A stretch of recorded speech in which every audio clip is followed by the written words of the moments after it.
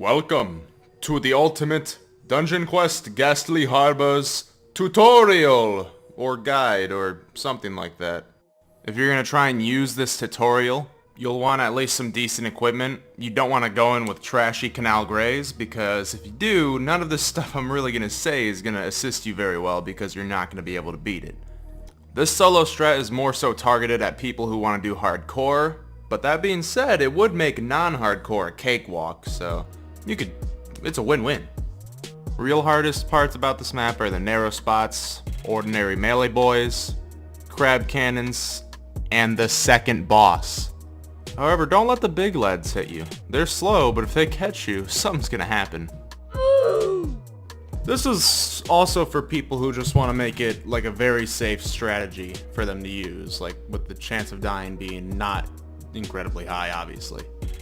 Now, what I like to do at the start is do something slightly daring. I get both of them bunched up together, and I take them all out at once, just as a single group.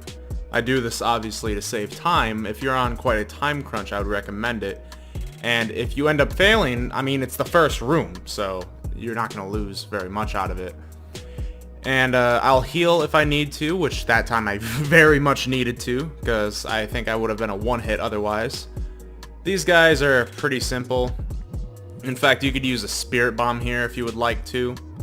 I mean, I didn't because I just didn't bother. I had to heal on top of that. This part is kind of complicated because you have to try and train with a crab cannon, which they're actually kind of, not only are they unique, but they're actually kind of difficult because they mess up your training if that's what you're going to be doing, which in a tight space like this one isn't especially useful. But in this case, I managed to do it without being hit, actually. Now, along with like how the crab cannons function, if you're gonna try and train with them, make sure you like have them aim in an area that wouldn't totally screw you over if they like hit you. And notice these group of people here. Do not die from them, because if you do and you're not on hardcore mode, you will spawn at the very top of that staircase, which is a nice 20 to 30 second waste of time. So yeah, don't die there. Alright, now we have the first boss, the beautiful, the elegant, Squidward, Squid, Kaiju, beautiful boss.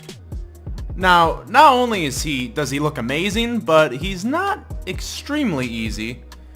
Basically, you want to use spirit bombs or any of the other like very powerful short burst variant moves. It could be melee or, you know, spell. And yeah, basically you just don't want to get too close to his tentacles. You can be quite a large distance away from this guy actually, because his hitbox is huge. And when you especially don't want to get close to him, because when he does his ink attacks, not these dead whale ones, which you want to avoid as well, but the ones where he does that, you don't want to be too close to that, because then your chance of being hit by it is that much higher. But other than that, yeah, he's pretty easy, and you just gotta heal accordingly. Now, from here on out, these guys are nothing. They're not too big of a deal. You just have to avoid them as so. And here we go.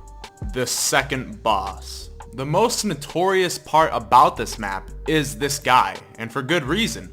His default attacks are harder than average to avoid, and the worst part about him is when he gets on his ship and snipes you with bombs, and you cannot attack him until you do the super bomb survival minigame, which can be quite unfair, may I add.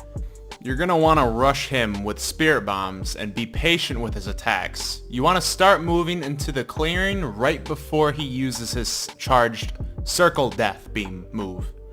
Once you get close enough, just dodge and be on the offense. Time it accordingly. If you've done this a couple of times, you'll know what health he'll have if you do this multiple times when he'll be on his ship and start bombing you to death. Right before he teleports, equip a heal because you will probably need it, and pray for not terrible luck with the bomb spawns. And once you get him back to his area, you want to just re-equip the spirit bomb again and continue the onslaught and repeat. Onslaught and repeat. You know, it's funny that of all three bosses here, it's the second boss that's the hardest. You would think that the final boss would be the hardest, but Who knows? The final boss is actually kind of the easiest to an extent. The Squid is pretty difficult, but maybe, yeah, I think the final boss might be the easiest. Now, up until the final boss, the rest of the area after the second boss is basically just a cakewalk, so I sped up the footage dramatically here just to get to the juicy bits. Now, the reason these guys are so much more easier is because it's a lot more open. The problem with canals and what made it so hard, which isn't necessarily a bad thing, is that it was a more like closed-in map. With this place, it's open as hell. And finally, we are at the Sea Serpent, which kind of looks like a Gyarados copy, like a Gyarados knockoff, like a phony Gyarados. But even though it's still a really nice looking boss, and basically I like to use moves that speed me up so I can have a guaranteed 100% avoidance rate of his fire move. But you could probably get away with using one and using like a spirit bomb on the side or something like that.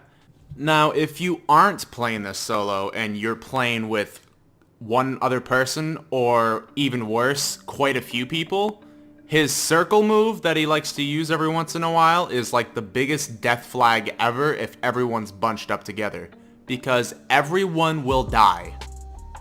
But yeah, other than that, his default like attack moves are pretty deadly if you get hit by them, but you can be quick enough and dodge out of the way if you just detour while you're circling around the dragon.